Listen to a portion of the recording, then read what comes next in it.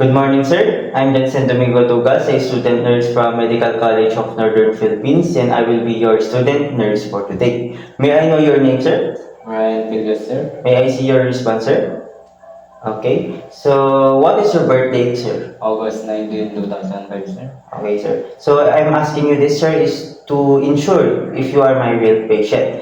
And so, ang gagawin natin ngayon, sir, is i-assess natin and i-examine natin yung head and neck mo. So, okay lang ba, sir, na hawakan natin yung mga parte na i-examine natin mamaya tulad ng yung mga mata, yung mga ilong, yung mga ears, and yung mga hair mo, sir? Okay lang, sir. Okay, sir. Thank you. So, i-close natin tong doors and curtains, sir, para makapag-provide ako ng privacy sa'yo, sir. And magpa-perform na ako ng hand hygiene para maiwasan natin ng contamination and paghawa or pag-transfer ng infection. Sige, sir.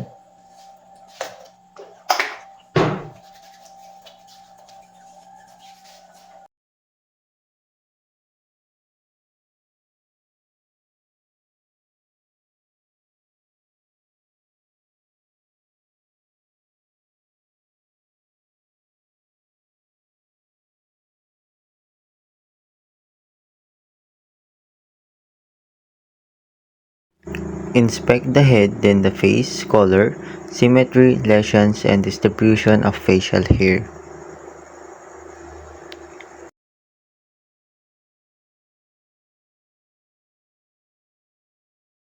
Inspect the external eyes structures. Examine the pupils for equality of size, shape, reaction to light by darkening the room and using pen light to shine the light on each pupil. Ask the patient to focus to an object as you bring it closer to the nose. Ask the patient to read the smallest possible letter line using the Snellen chart. Ask the patient to focus on your finger when you perform the 6 cardinal position gaze.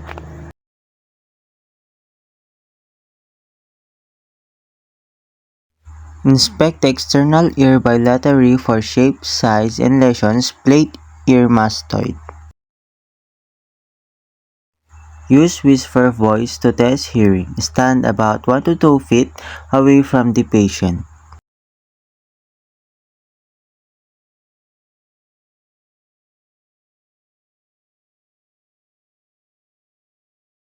Palpate the external nose. Palpate and lightly percuss over the frontal axillary and sinuses.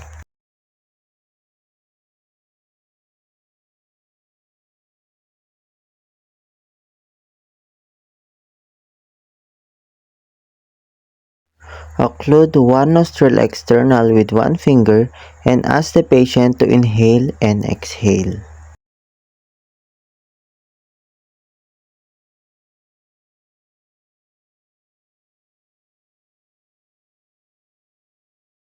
Inspect the lips, oral mucosa, hard and soft palate.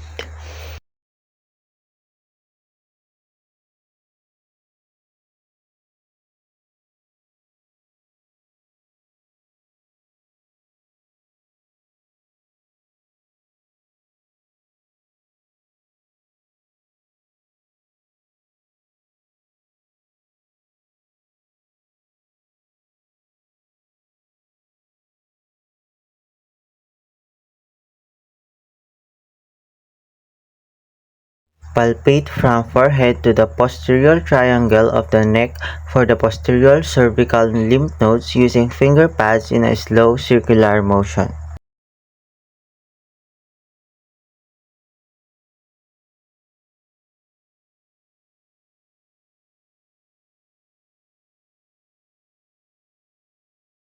Inspect and palpate trachea.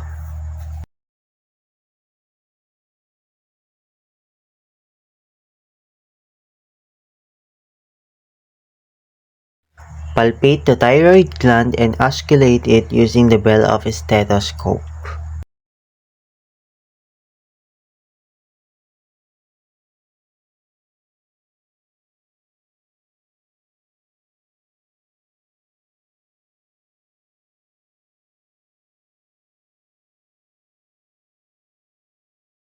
Inspect supraclavicular.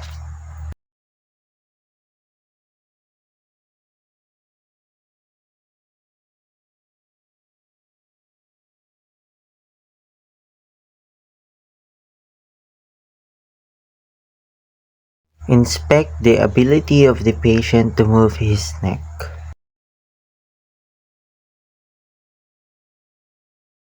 And perform hand hygiene again.